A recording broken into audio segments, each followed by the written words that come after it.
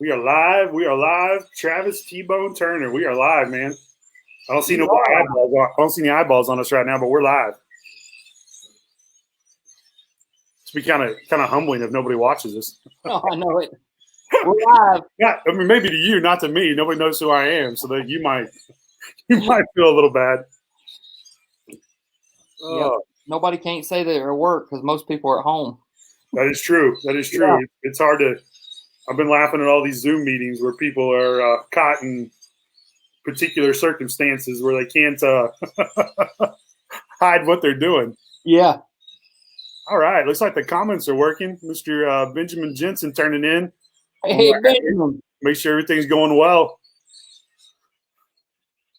I'm listening. I was trying to post a little live thing we just did. Are you trying to post about us posting live, Travis? Yeah. Is that what you're doing? Yeah.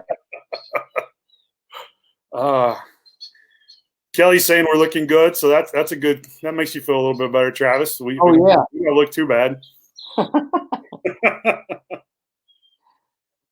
At Bushnell Facebook. Bushnell Facebook. Come on over. Talking with Travis. All right. So, Travis, man, how are you, man? How's everything going? Michelle, Archer, everybody's good? We're actually good. We're there's a couple ways you can look at this. You can be, have your bottom lip poked out, or you can embrace it, and we're embracing it. Actually, we're enjoying mandatory time at home and mandatory family time. As much as I travel for the last 12 or 15 years, this is as much as I've had to that I've spent at home, and probably that long. So I've been home since the 14th of March. I've been home for a solid month, and it looks like it's going to be another few more weeks. So it's definitely good though. It definitely looks that way. Yeah. I was curious, we were talking about that last night, if that would make you kind of stir crazy, always being on the road, always doing the shows, the conservation banquets, filming, and then just go to an abrupt halt that's not planned. I didn't know if that'd make you a little stir crazy, or like you said, it's been nice to catch up on stuff. Oh, it's been great, actually. Got a lot of projects here at the house that I've been catching up on, and hunting. I got, a couple ponds I fish in, and then also office work. So, no, it has been 100% good. I mean, I hate, I miss seeing everybody out on the road like I've done for so many years. But fortunately, most all those conservation banquets and stuff are getting rescheduled. So it's not a cancellation. It's just a postpone. So we'll catch them on the flip side probably sometime August, September, and October. And it kind of flies in because when we talked out the year, I loved your little program that you had out working with sponsors like Bushnell about your, TBone stimulus package. You kind of had that going before Mr. Trump did a little bit. Yeah.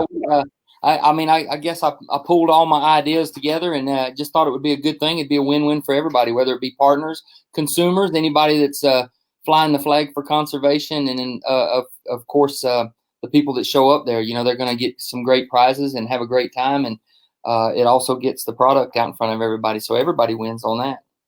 So I got to ask you, Travis. We've known each other for a little while here, but I'm still not sure where the TBone part came from. I'm sure some of these fans and followers know, but I was doing a little research because I like to try to see if I can find a little dirt, and I was getting some things about Jeff Foxworthy. So I was wondering if there might have been a little tie-in. Did he give you that name? How did that develop, man? Yeah, so how the name TBone come about? I'd never been called that, but ever, it wasn't like a childhood nickname or anything like that. But years ago, like late 90s, or right around the early 2000s, Realtree, they have a Monster Bucks. Back then it was a VHS series, but, as of late it was a DVD, and then now it's even digital that they put out every year. And part of that is about every 3 hunts, they'd have an archery tournament. It was always David, Michael, and Bill would shoot against each other. Well, they wanted to incorporate something else. I had my archery shop, which is only about 45 minutes from Realtree headquarters, and all the guys would come to my shop and they would get their bows worked on. And David and I, our relationship grew a lot, and he was picking my brain, like, how can we do something different on this archery tournament? And for a couple of years, I said, well, with my background being as a 3D archer, a professional archer, I could set up some courses for you, so it'd be a little different than some of the stuff y'all have done in the past. So we did that for a few times. And then after that, they say, well, we need to change it up a little bit. I said, well, it's always just been you three. Jeff Foxworthy's been on the Monster Bucks. I said, him being a comedian and love of the outdoors, I said, why not let's incorporate him and his sidekick, it was Willie and Billy as the characters that they played on Incomplete Deer Hunter series. It was a 3-disc series that they had way back when. And I said, why don't you get them in there and get a little more comic relief involved? And they said, man, that's a great idea. Well, the guy that plays Billy, which his name is Shane, I can't remember his last name. He was a disc jockey, a DJ in Nashville. He wasn't a hunter or anything, and he didn't want to, not that he was an anti-hunter. He just didn't hunt and wasn't familiar with shooting a bow and stuff. And Foxworthy had said to David and them had kind of powwowed behind the scenes and said, why don't you get Travis to do it? Let Travis be my sidekick or whatever. So they approached me, said, do you think you can come up with some redneck hick character to play alongside with Willie? So, Willie has them fake Bubba teeth and, the overall stuff down inside of his boots. Said, can you come up with something like that? And I said, certainly I can. And they were thinking that I'd probably shoot my, the new bow, my Hoyt or what have you then. So with that said, I said, I got to really play this up. I got a flannel coat. I got me some $3.99 Bubba teeth from the truck stop. And I said, well, I got me a big long hat, a fishing hat. Well, anytime, when you shoot a hat with a bow, a lot of times that string hits the bill. Well, typical redneck fashion, he's not going to turn his hat around backward. So my character, he just cut a notch out so the string could come on back. So we did that. And I said, well, I got to take it another level. So I took an old whitetail hunter and built the whitetail hunter. It was a bow that everybody shot back in the late 70s and 80s. I mean, it was probably the number one bow sold back then. So I built a whitetail hunter, put a fishing rod on the end and got it shooting really good. And I said, this is going to be T-Bone's character. And not T-Bone then. So 5 minutes before we began filming our first segment or whatever, said, what are we going to call you? I said, we can't call you Travis. We need a more hick name. And it just popped into my head. I said, that's real easy to remember and short and sweet. Starts with a T. I said, how about T-Bone? What about that? And they said, yep, T-Bone. That's what we're going to call you. And I thought this will be my 15 minutes of fame in 1998. I'll be on a hunting video and I can check that off the redneck to-do list. And never had any aspirations of being on TV. And luckily it stuck. I mean, people really loved the comedy and the breakup, the monotony of hunting. So every 3 or 4 hunts, we'd have a archery tournament / comedy. And that was the birth of T-Bone. I never knew that. That's quite the story. But yeah. You hit on something there that probably some people do or don't know. But, archery is more than just a passion of yours or something you do on the show. You've got quite an extensive background on the competitive side of things. I mean, 1991 ASA World Champion, Travis T-Bone Turner. I mean, yeah. Tell us a little bit about that. How'd you fall into the archery on the competitive side? Yeah, just I'd never had my dad had bought me a bow, when I was 9 or 10 years old for good grades, and I shot a hey Candy. So I got a bow for good grades way back when, and I shot it a little bit like anybody else did, mainly just shooting it up in there and watching an arrow fly. But then my buddies had talked to me right out of high school, said, man, you ought to get a bow, and bow hunt with us. I'd rifle hunted and stuff, and I said, no, I'm not going to bow hunt. You just wound a bunch of animals and it's so hot and everything. That's what I was thinking. And they said, no, get one. So went to the store, bought the bow on a Wednesday. And while they were there, we met the guy that had the local archery range, and they were talking to him, and I was getting my bow set up, and we went home and got all dialed in and shot all week long. And, this was long before I was married or had responsibilities. I was just hanging with my buds right out of high school. And they said that Sunday they were having a tournament, and they said, you want to go with us? We're going to go shoot. We're going to go shoot tournaments. And I said, man, I guess I could. I said, man, I'm only on the bow 5 days. Said, oh, come on. So we signed up for the novice. They never had been in a tournament. It was a 3D tournament. Well, actually, to age me, it was a 2D tournament. We were shooting at flat poster targets with pencil lines on them, but it was animals. So we went out and shot, and it was, if anybody shot 3D course, it's just like golf. You just go out through the woods and you take, 5 or 6 of you, and you go to each target, and you got 2 people scoring, and it's honor system. And we got back, and I was like, holy crap, I did pretty good. I beat all the guys in my group. I mean, that's awesome. We turned our scorecards in, and lo and behold, out of 30-something people in the novice beginners division, I won. I won I only had a bow for 5 days. I was like, holy crap, man, I've never been good at nothing. I think I might have found something I'm pretty decent at. And from that point on, I was just absolutely obsessed with archery. And that was in like 88 or 89. And every tournament there was within 100 and something miles of my house, I was shooting it all the way up. And then got sponsored and started shooting in the professional class in 91, won the world championships in 91 and shot all the way up into 2000 or so while I owned my archery shop. And during that time, met the guys at Realtree and transitioned over to, bow hunting and hunting on television and stuff around 2000. And then lo and behold, 20 years later, here we are. Here we are. Michael and Nick. In quarantine, here we are. Yeah.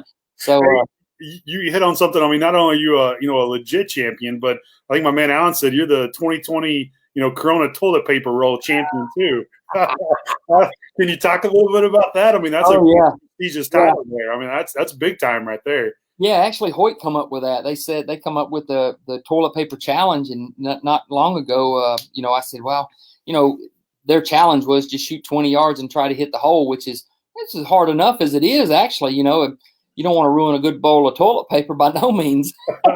especially nowadays. Oh my gosh! I mean, yeah, you could trade gold bars for a couple of them, but. So I said, well, we'll just have some fun. I said, everybody will know that this is unbelievable. I thought, well, we'll film it, know that it's unbelievable, want people to, but so many people just believed it. So we backed on up there 391 yards and kind of angled it up and shot and went down there, and we left arrows laying in the hay bale behind us so that everybody'd pick up on that and feel like they knew that we planted it. But it was almost a 50-50. 50% of the people said BS, and the other 50 said, "Oh man, you're the best shot ever." So I felt good and bad all at the same time, but it kind of went a little on the crazy viral side. So it's apparent people like long distance shooting. So with that said, I think we're going to have a few more of them down the pipe, maybe even. I like it. Oh, it was good stuff. Very entertaining. But since I pulled everybody's legs, I think they're gonna, every time I do something, they're gonna call in the team from Mythbusters to debunk everything we do from now on. So, I know another question is, and we've got a special segment. We're going to open it up for Q&A. So if you everybody's watching right now, please get those questions later. We'll hit to them as many as we can. But how did you get roped in with the Bone Collectors, the Brotherhood? I mean, was that just a connection that happened at a happenstance, or was there, was it on the show, or how did that all come to be? Yeah, it's a good story and one I'm proud of. I think Michael and Nick will mimic that as well. But me, Michael, and Nick, we all come from humble beginnings, and we it wasn't like we set out when we were kids. Man, one day I want to be on a TV show. I think we all just loved hunting and fishing so much in the outdoors. We just wanted to be in it, and that's how I got into the industry, is because way back when I worked for Mercedes-Benz actually in Atlanta. So I was driving back and forth to Atlanta, and as soon as I'd get off work, I'd go do something with my bow, because I shot tournaments, and it's kind of a cross between golf and NASCAR, because you're always having to work with your bow, and you're trying to make it faster, more forgiving, more accurate, all these things, and you're trying to build a better system, and then you're working on yourself too. But I was so infatuated, I couldn't get enough of it. And my dad and my uncle and a lot of mentors that were older than me, they always told me, said, if you'll work at something you absolutely love, you'll never feel like you worked a day in your life, So if you're passionate about something, I can't say that enough. If you're passionate about something, you really don't even have a career or a job. It's just, you just happen to bring home a paycheck doing something you love. And I shout that from the rooftops to all the youngsters out there for sure. So I was working for Mercedes-Benz. I was hour and a half drive into Atlanta every day, fighting traffic. I was like, I cannot do this the rest of my life. Making pretty decent money. Went to night school for 2 years to become an HVAC technician, thinking that's good money. People are always going to need heat and air. You're getting to do something different every day rather than going to the same place. So I thought, man, that'll be good too. And then about the time I got done and graduated, I was like, I do not want to do this the rest of my life. So I wasted those 2 years and never even did anything heat and air wise. I was still working at Mercedes-Benz. So I said, you know what? I had some opportunities with some stores in the local area. And I said, you know what? While I'm young, I don't have kids, I'm not married, I don't have a house payment. I said, I'm just going to dive off into this, try to make some type of living in the outdoor industry. If it works, it works. If not, I got 2 things I can do for the rest of my life. And I said, now's the time to do it, not when I got, a bunch of kids and married. Right. A lot of responsibilities, exactly. I took a $12,000 a year pay cut, went to working in a shop, and was working 60, 80 hours a week fletching arrows, and absolutely happier than a pig in slop. I mean, I just absolutely loved it. Learned the industry from a retail side for about 2 years, and then opened up my own store. And that was in about 94, moved south of Atlanta where the better hunting and fishing are in Georgia. And that was within 45 minutes of Realtree. And then I met David Blanton, Michael, because all those guys started using my store. And then, they asked me to do things with them. And, me and Michael are close to the same age. And then Nick was a guide in Wyoming, and he ran freelance camera for Realtree. So we met. We was all about the same age, lighthearted, always happy-go-lucky, same personalities, always joked and just pulled for the other guy. No egos, no nothing. We just gelled really good, and we were friends. I mean, from the mid-'90s all the way, mid-2000s. And when Michael started Road Trips, he had me and Nick come on to be a part of a couple shows, and among other things, doing with Realtree. So when he wanted to come up with the show Bone Collector back in 2007, he asked me and Nick both, and I had just sold my store.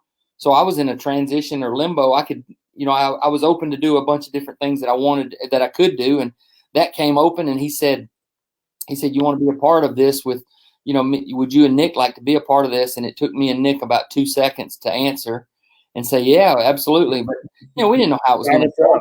We could fell flat on our face, So, yeah. But, you just take advantage of, you don't burn bridges in the industry. You just enjoy the journey. It's a journey. It doesn't happen in a year. A lot of people think that, me, Michael, and Nick just said, we're going to do a show, 10 years ago, and we started it. But there's 12 or 14 years behind that in the industry, for each and every one of us. And, we're just as tight as a tick now. We all three, we talk or text at least every day, and we just can't wait to share camp or time together whenever we can. That's great, man. Hey, we got one good comment I got to bring up here. Somebody wants to raise the bar on your TP challenge. Our man Alan says his brother does the 100-yard Funyun challenge. That sounds like something you could get down on. You should throw a Funyun, TBone? Yeah, I can try that.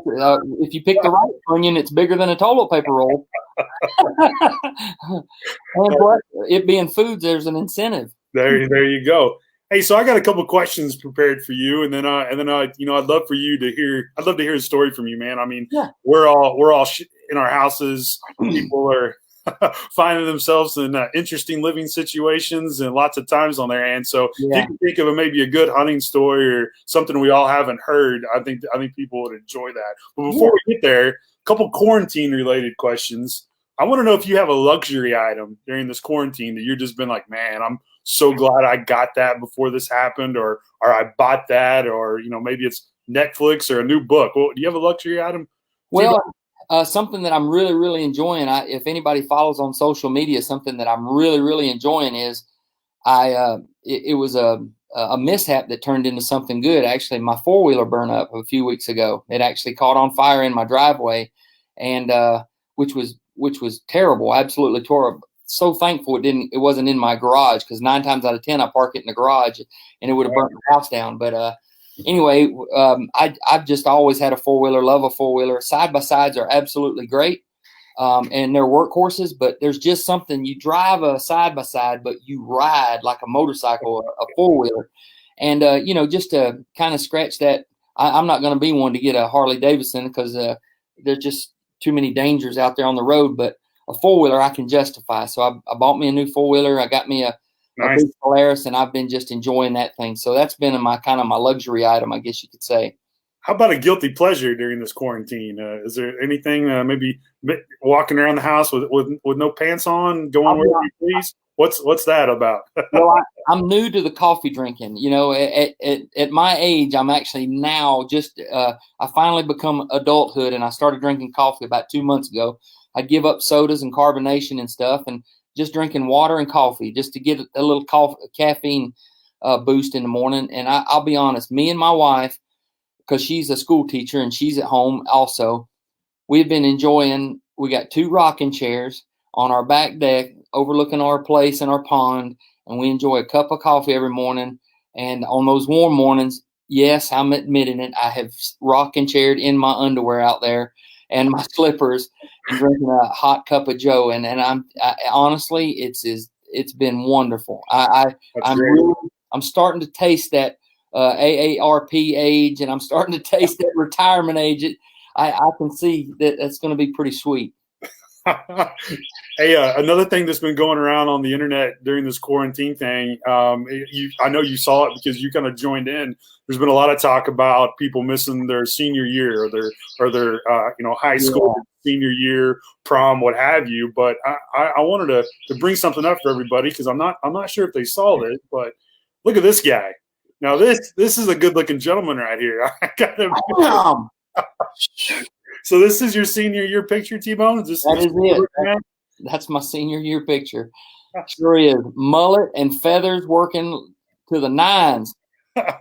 So I got to ask, if you could go back and tell this guy something, maybe a little piece of friendly, me, myself, and I advice. So what would you tell him? Would you tell him to hang on to that shirt? Would you tell him to keep that hair? What would you tell him to do? I would hug his neck and I would say, be patient. You will have facial hair by the time you're 30. That's what I tell him.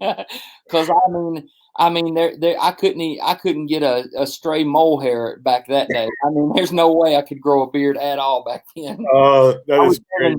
I was shaving twice a year, and I didn't even need to. Well, hope you don't mind me digging around a little bit, but hey, I figured you put it on Facebook first. Oh, yeah. It was free game. No, it's all good. Hey, so I got to ask you, man. Do you have a good story for me? Can you lighten the mood a little bit? Maybe something nobody's heard. I bet you got I know you and Nick and Michael. You guys are always telling jokes. I mean, you keep the energy high all the time. But just kind of curious, what you might have in store for everybody today. Yeah, I got one. Actually, it's going to take you way back. Actually, I was thinking about my mom. She actually passed away in 2010, and not to be a downer or anything. I was going to say that's not the direction I was trying to go with. Yeah. It's good. It's good. It's a good memory. So, my parents were divorced, and when I was just out of high school, I'd started shooting tournaments and stuff. And like I had said, I was fortunate enough to shoot pretty good and was winning tournaments and stuff. So 2 or 3 years in, I was living with my mom. We was in a townhome. I was 19 or 20 years old, and we was living in a townhome in town. And my mom's actually from England. She didn't move over here till she was 26, so she has a strong English accent. So, she didn't hunt, but she supported it. Big time supporter. Great mom. I couldn't ask for a better mom. Absolutely, just a loving woman, a super duper woman. And she was so encouraging. Good luck hunting. Do this, do that. And she knew I would shoot tournaments, but she would never go to them. Didn't really understand them, but she was so supportive. She says, good luck, hope you do good at your tournament. Well, in England, you don't just say good luck, knock them naked, break a leg like we do here in America. Her words of encouragement were, keep your eye on the sparrow, Trav. So that was her, keep your eye on the sparrow, aim hard, keep your eye on the sparrow, Trav. So every Saturday and Sunday morning, I'd come downstairs, dragging my bows, and I'd say, Mom, I'll see you this evening. We're going to Dalton to shoot today. Keep your eye on the sparrow. Do good. Did you find out where that originated from? What's the origin behind that? Aiming, basically their version of aim small, miss small. So anyway, just keep your eye on the prize. So after 2 or 3 years, it became an old hat. You in one ear and out the other. I knew I was going to hear that. Didn't really think much about it. So I was going through target panic. If anybody's flinched and had target panic or been an archer.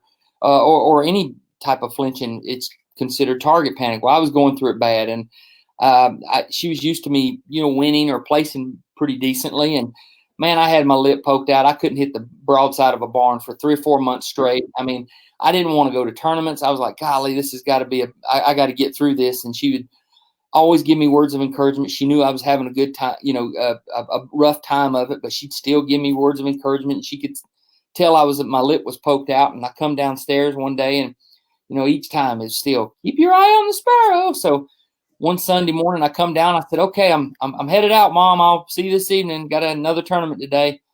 And she said, keep your eye on the turkey, Trav. And I said, okay. And I went on out and walked on out to the truck, and I got to the truck, and I'm like, whoa, wait a minute. Now I said, for years it's been keep your eye on the sparrow. I said, and I know she said turkey. I said, I can get to the bottom of this. I walked back in. And I said, Mom, I said, for years, you've always told me keep your eye on the sparrow, as words of encouragement. And today, didn't you say turkey? And she goes, yes, I did say turkey, Trav. You just can't seem to hit that damn sparrow these days. So my mom was putting my legs out from under me. She wanted to make the bird a little bigger, so hopefully I could hit it. God bless our mothers, man. Oh yeah, awesome. Man, that was so awesome. So yeah, it was that was good. So. I like it. Thanks for sharing that with us. Oh yeah. Hey, if you got a question you want to ask Travis, man, fire away right now. We'll take as many as we can. I'll try to stick up with the comments. I know there's been Jess asked. He wants to know which Bushnell site you guys have been using on shotguns for turkey hunting. Travis, what have you been rocking with? Yeah, I think it's called the Little D. Is that it? The Little P. Little P. That's what it is. The Little P. I couldn't remember, but it's the polygon site, man. And what I like about it so much is because it keeps your head down. So many times when you're turkey hunting or when you're just with a shotgun period, it's hard to line up both them beads. And in the heat of the moment, you end up just putting the front bead on there, and most people shoot over the top of them. But with that thing, if that red dot's on it and it's inside the wheelhouse, 45, 50 yards, man, he's a roasted bird for sure. So it's real nice.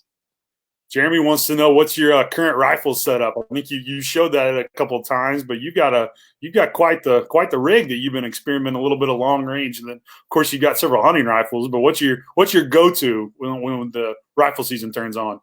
Yeah, I'm really liking that Forge. That Forge, it's a 4.5 by 27, I believe, is the one I got, and man, it in the bronze finish, because I've got a Remington that it's bolted up to with the beaver tail stock and a larger barrel and a 300 Win Mag. I can't wait to let it eat on something about 400 yards.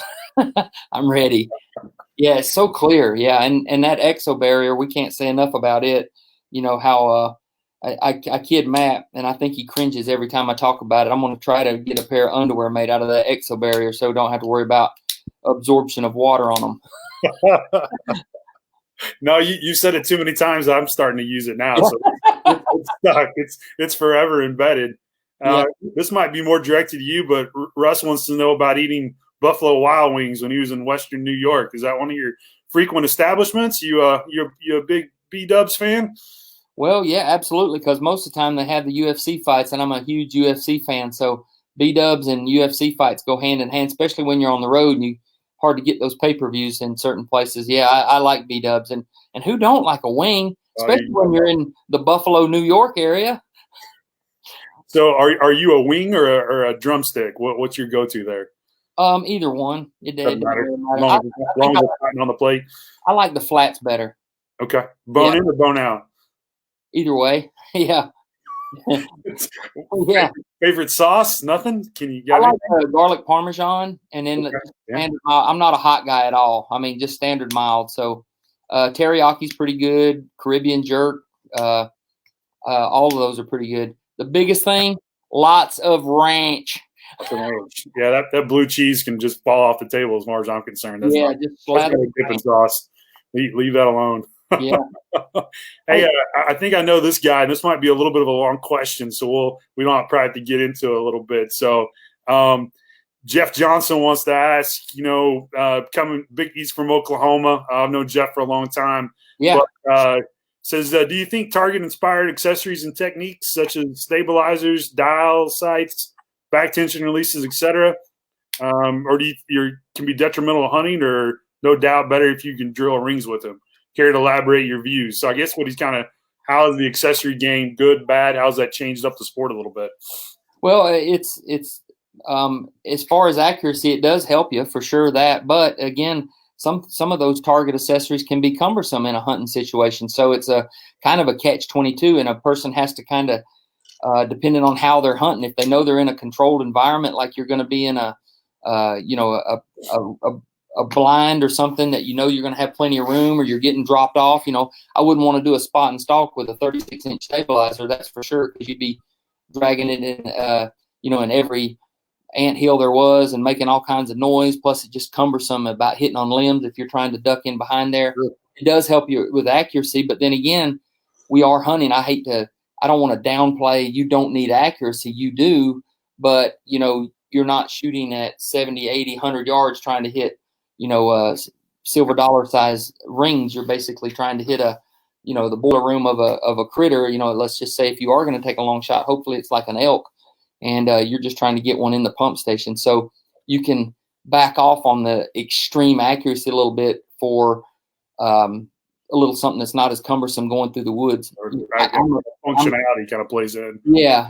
And I'm a big fan of the offset stabilizers, because everything that you bolt onto on a bow, the riser is actually cut out for the sight window as well as the offset for the riser for the rest. So the mass weight is always on the one side or the other. You got your quiver, you got your sight, everything's bolted on one side. And everybody has a natural cant. If you're right-handed, you're going to cant it to the right. So, everybody wants to lean to the right. And if the top limb goes, you're going to shoot out to the right. Well, this offset, you don't have to have much weight, but because it's a cantilever or leverage action off to the side, it can cantilever and offset the amount of mass weight that you have above your hand and on the other side of the bow. So it really aids in aiming. So I highly recommend them. Plus, putting mass weight under your hand is a much more comfortable and makes the bow balance whenever you're trying to aim as well. So I'm a big fan of the offset. Benjamin had a question, and we were kind of talking about this, a little bit. You've had a lot of your turkey hunts kind of obviously canceled, like a lot of us were not able out there to get up there.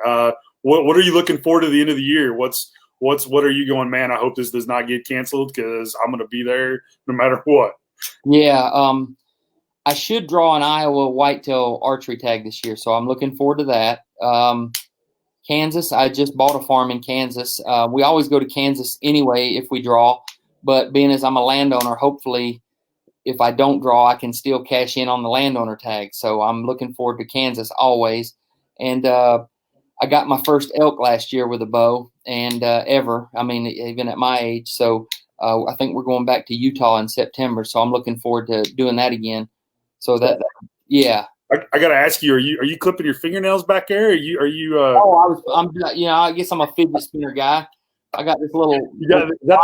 Is that the bone collector fidget spinner? Is that a premium item? What do you got there? Sorry about that. I'll put it. You're good. I was just curious what you were doing back there. I thought, man, he's trimming his nails. Quarantine's got him looking bad. He's got to got to get cleaned up.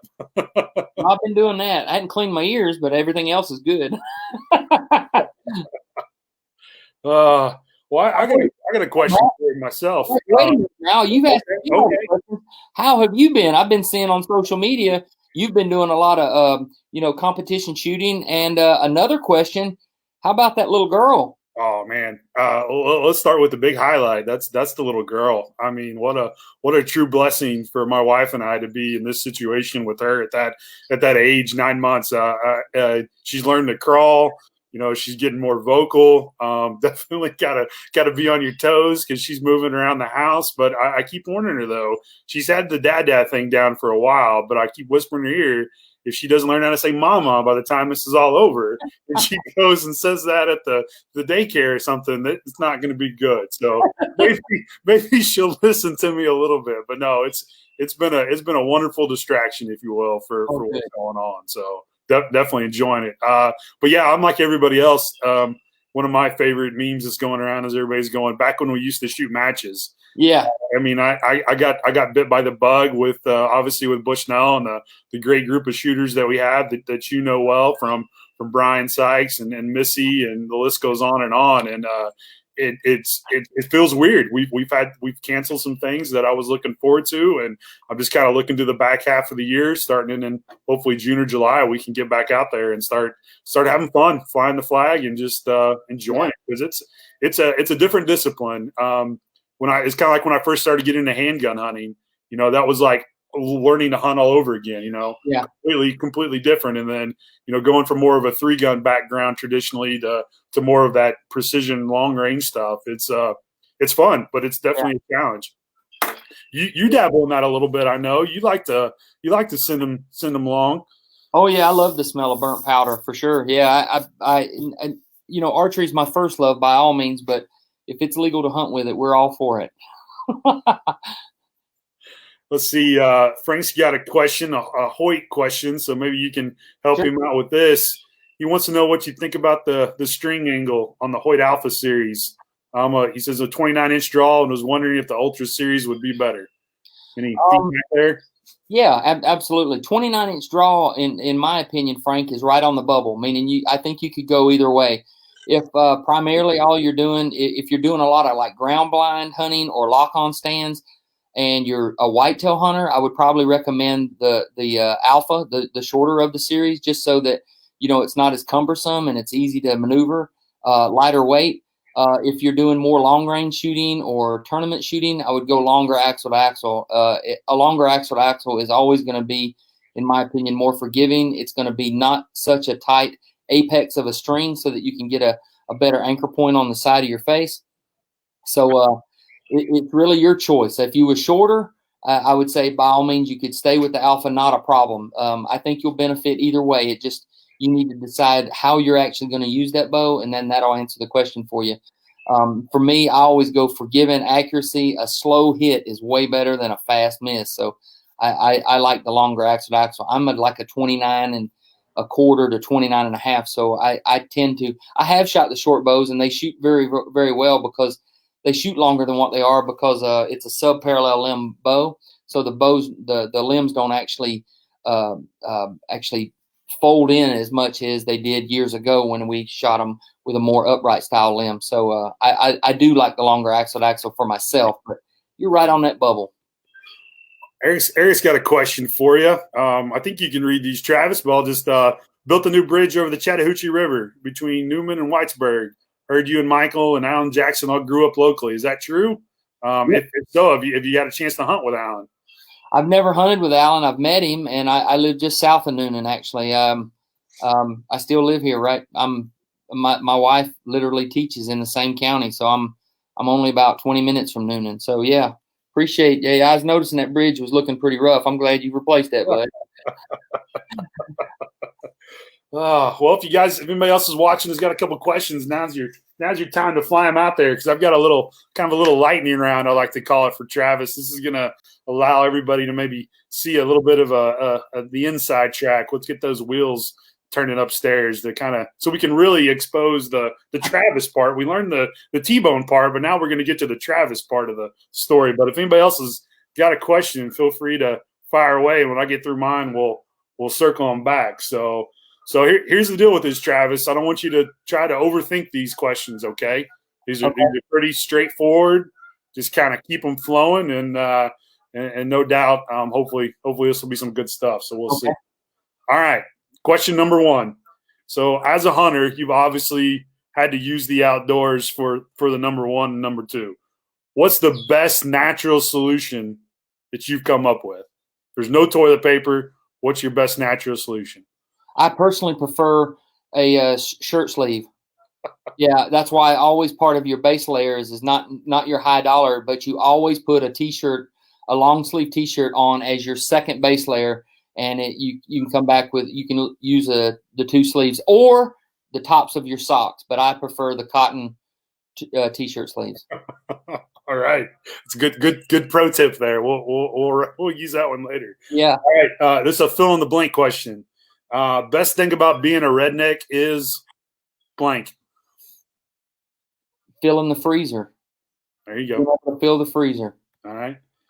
So you just grabbed that roll of Charmin, right? You went into your private stash. You got it out. Which way you putting it on the roller? Toilet paper over or under? Over the top. That's the only way to put it on. So I thought maybe this might be you thinking about that question there. I'm wondering. I didn't know if maybe this, when I saw this, I was like, Travis might be an over guy, or he's just thinking, how am I going to get those rolls out of there and take them home? I wasn't sure where you were going with that. No, those are on right, and luckily they are, because there's no way to change them if they're on wrong. Those, moving into the new normal, those things might have a padlock or a key lock on them for the next time things go around. All right, back on track. Question, I don't know what this is, thing number 5. Did Carol Baskins kill her husband? Absolutely, she did. No questions asked, right? We're all in agreement there. Tigers. I mean, yeah, she is. Hey, all you cool cats and kittens. You need like a little line like that. I think that'd be good, man. Get you on something like that. All right, next question. So I'm going to give you 5 minutes to go into any store. You're the only one in there. Where are you going and what are you getting, man? Oh gosh. Oh, I don't know. Do, do, do, do, do, do, do, do, do, do, do. Chevrolet dealership. Going to the Chevrolet dealership, right? What are you driving off the lot with? Um, probably a big truck because it would take me too much time to grease myself up and get in a Corvette. Right? I'd like to see you try, though. That'd be good stuff right there. Every time I go down to the dealership, I always tell them guys, I say, look, I would buy one of these Corvettes, but you're going to have to throw in a can of Crisco. Get in there. They laugh. All right. What are you putting on your hot dog? Mustard or ketchup? Ketchup. Really? Well, I mean, both actually, but if I had to choose one or the other, actually mayonnaise too. I do mayonnaise, ketchup, and no. You didn't do that, Travis. Not Miracle Whip. All you Midwesterners, I know you say, you ask, and Candy Kiski, if she's on here, I've asked folks in Iowa, say, hey, you got any mayonnaise? We're going to make a sandwich. And they say, oh, yeah, we got Miracle Whip. I'm like, whoa. Miracle Whip is not even close to any type of mayonnaise. It's a sweet tasting salad dressing. I mean, that is a huge pet peeve of mine. Mayonnaise is mayonnaise. Duke's mayonnaise is the best. You don't have that in the Midwest. However, Blue Plate is a close second. I'm an anti-mayonnaise guy all the way around, buddy. I'm going to leave you right. The fact that you're mixing them together with mustard and ketchup on a hot dog, oh, man. Yeah. We're going to have to talk after this. And I thought we was friends. I guess we're going to reevaluate. Yes, you find out who your true friends are in quarantine. Yeah. That's what happens. All right. From a scale of 1 to 10, how bad do you want to spend that stimulus check on a baby tiger? Oh, the -1. Negative. Yeah. That's not for you, right? You're not going to go that route. We got 2 cats that kind of look like tigers. That's it. I'm done. All right. So you can invite anyone into your house under quarantine. Of course, they're COVID free, living, dead, fictional. Who are you bringing in to hang out with a while we all hope this blows over soon? I think we all know the answer to that. Justin Timberlake. Who was that you're bringing in? Justin Timberlake. That guy? Oh, hey! That guy?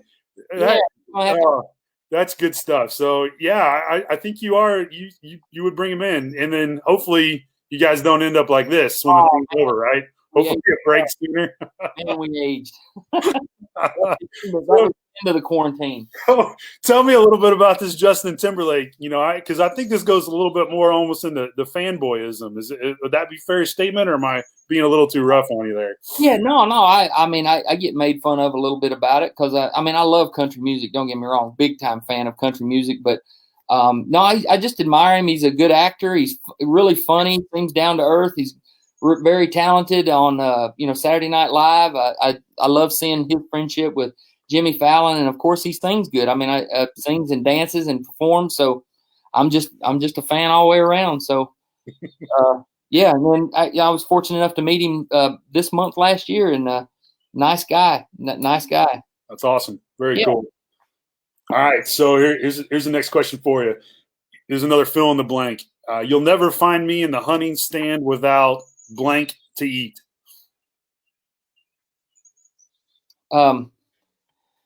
Beef jerky. All right. Any particular brand? Or you you know what I like is it's the Love's Truck Stop brand. It's the really thin stuff that's about 5 foot long. It comes in a big tub, and it's real dry. I mean, it's real dry. Real dry. I call it dry. You're going to need a lot of water to get those things down. But I like that. I call it like cowboy jerky because you could basically take a stick out, put it in your pocket, and just knock the lint off from in your pocket and eat it, and it just be good. I mean, it's good stuff. Yeah, that stuff has a shelf life that will outlast any quarantine, I think. I think it was the Great Depression is when that stuff went in the stores. It's been a while. And my go-to little lozenger is a Werther's. Werther's? Always keep, in case you have a cough and you didn't remember a bottle of water, I always keep 5 or 6 Werther's in there so you can at least have a little flavor for the 4 to 5 hour sit.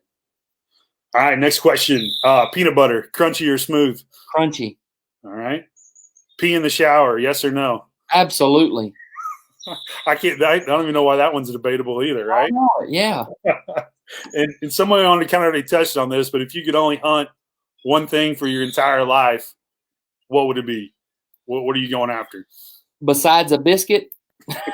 Well, I guess that's fair game. That's Yeah. fair Now, game, if we're talking critters, I'd say a whitetail. It's so diverse, and each state is a different way of hunting them. So you can compare that. Like each one's so different. And everybody can respect a whitetail. So whitetail's my favorite. Okay. And I've asked you this question before, but it was actually at the NRA show last year where we should all really, most of us, I guess, should be there right now. Yeah. But I've got a private plane. It's loaded up, can take you wherever you want to go. Hunt of a lifetime. Where are we going, and what are we hunting? And I'm coming with you. Just an FYI. So yeah. Oh, absolutely. I've been so fortunate. If I never got to kill one more animal, I've already outlived my dreams. I mean, honestly, as a kid or whatever, I never even thought I would have been able to do as many things. So if I don't get to do it again, I'm good. But if you ask me for one more hunt, I would like to do a Yukon moose with my bow. That's my really one bucket list that I'd like to do. So do you have a room in your house that was my last question, by the way. So now it's just that was just me. Appreciate you playing along, but I mean, you've got to have a lot of taxidermy. I mean, that's a good looking mount behind you. Have you gotten to the point where you're building a new building to house it all in? Are you not mounting anything anymore? What are you doing? Yeah, no, I mean, I value all of them. I do a lot of European mounts.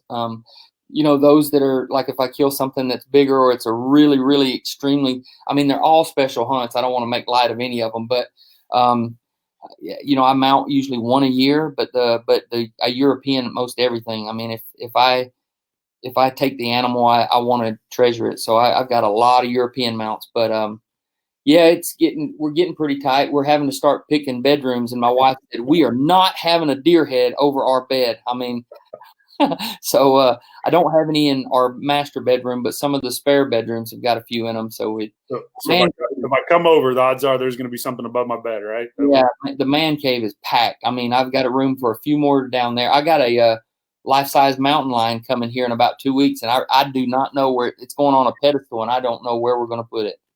I really don't know. First world problems, right? Yeah. No, I tease. Hey, so I saw last night. I didn't know this, but you're quite the musical talent. You can strum on that guitar, buddy. I didn't know you could do that so well. Oh, I can't. What was that all about? Is that something you've been practicing? Is that your new side hustle through this quarantine? Well, no. I mean, if you thought I sung good last night, boy, you ought to hear me in a shower. Man, I do a way lot better in the shower, but. No, I can't play anything on a guitar. I was just doing that kind of throwing everybody off, thinking like, wow, I want to watch this. T-Bone's fixing to strum one out on a guitar, and I can't do anything. And actually, a behind-the-scenes story is that guitar right there I've had for 10 years. I was going to, I want to learn to play. Michael and Nick play a little bit. Michael plays real good, and I'm like, not that I want to be a singer, but I just would like to be able to pick around a fire a little bit, sing one or two songs, but I never have tried to learn it at all. And Nick's been over at the house quite a bit, throughout the years. And one of the strings broke with him. And he said, yeah, I'm going to get that replaced. I'll have some strings sent in here. And that was like 8 or 9 years ago. So make sure next week when Nick is on, you say, hey, let's try to pull together and scrape up enough money for T-Bone to get some strings on his guitar you broke. We'll see if we can't start a GoFundMe to have Nick champion that thing out to get you some strings on the guitar. Yeah. Hey, if speaking of Nick and Michael, I mean, who's I guess I've asked you guys a couple of questions, but who I think they've all agreed that you're the better shot. I think they've all openly, at least to me, and a couple times on a hot mic and NRA, they said that as well. Would you agree? Would you say you're the better shot out of the three? I mean, yeah, day in, day out. I mean, not to sound arrogant, accuracy wise, yeah, but I mean, that's just because that's what I've done for so long. But sure. Honestly, if it came down to it, if three of us were in the camp and we had to say, all right, gotta have somebody to make the shot on a critter, hunt the thing down, and I'd have to lean towards Michael on that, because Michael seems to be. Nick is probably as good or better hunter. Nick's probably the least. He has his moments on shooting, but for some reason, when the pressure's on, Waddell's got just the most aggressive, I'm going to kill that critter attitude of anybody. I mean, we all, and it's not arrogant. It's just confidence. It's just confidence.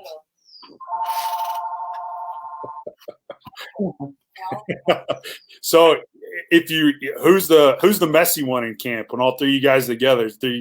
Every hunting camp I've been in, there's always one person that's got his stuff spread everywhere. So is there are one of you guys guilty of that? Is somebody the messy one when it comes to close quarters? Yeah, that's probably got to be Nick. Michael packs real small, and he always gets on time. I mean, he packs like just enough. I mean, he's done this longer than all of us, and he packs just enough. And he always lays things out. Like he even puts his clothes in the drawers. Who puts their clothes in the drawers in a motel room? He puts his clothes in the drawers. We're going to be there 2 days, and he's already laying it out. He's not like overly neat. He's just enough neat. And then Nick, he comes in, and it's a bomb went off. He pulls everything out, and it's laying there. I mean, it looks like a bomb. He's like, you got to be able to see it all. And it looks like a bomb, extremely, extremely messy. And I'm a little more organized. Maybe not to the eye. I'm more organized, but I pack a lot of stuff because I try to prepare for everything. I double check and recheck and try to have 2 things. And, it might get cold. And, Michael always gets on to me, says, man, your bag's just way too much, T-Bone. I'm like, look, dude, one of my pair of underwear weighs as much as 3 of yours. I'm like, and plus I need an extra sweatshirt. Dude, I can't just run down to the Dollar General and get one. I mean, I got to take it.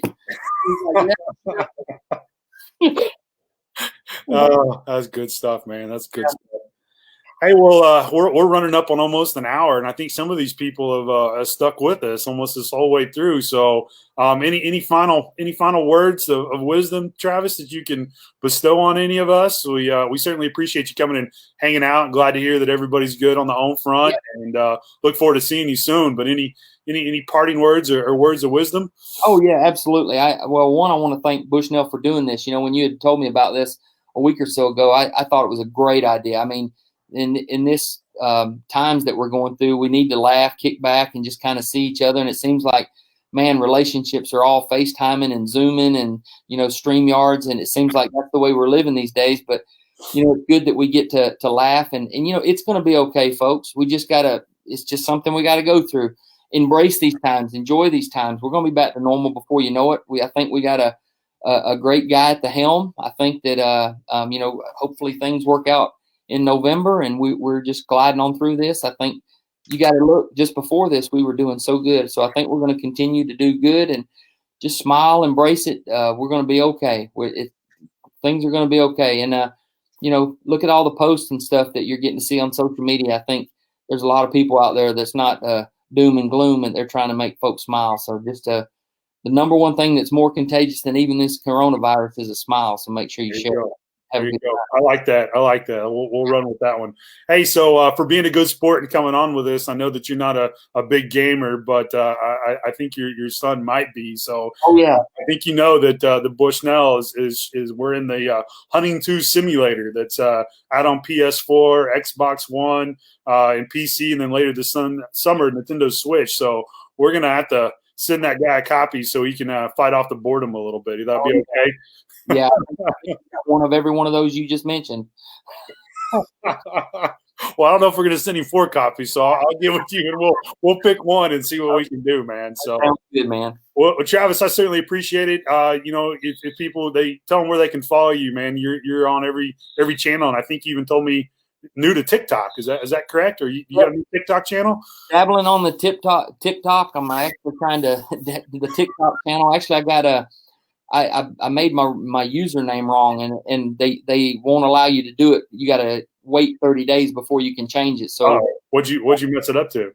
Well, I think rather than putting TBone Outdoors, I put Travis Turner, so it lists me as Travis Turner rather than TBone. So I got to wait. I'm waiting for that 30-day grace period, I guess you could say, so I can change my name before I start trying to pump stuff on there. But yeah, TBone Outdoors on Instagram, Twitter, and as well as Facebook, and of course anything Bone Collector and Realtree, and even Bushnell. You can follow some of our likings and stuff there. So Well, good stuff, man. Well, I'll be sure to tell Nick you were very mean to him and had lots of discouraging things to say, and that he was the stinkiest, worst shot, unethical hunter, and you couldn't believe that he was still on the show. So I appreciate that information.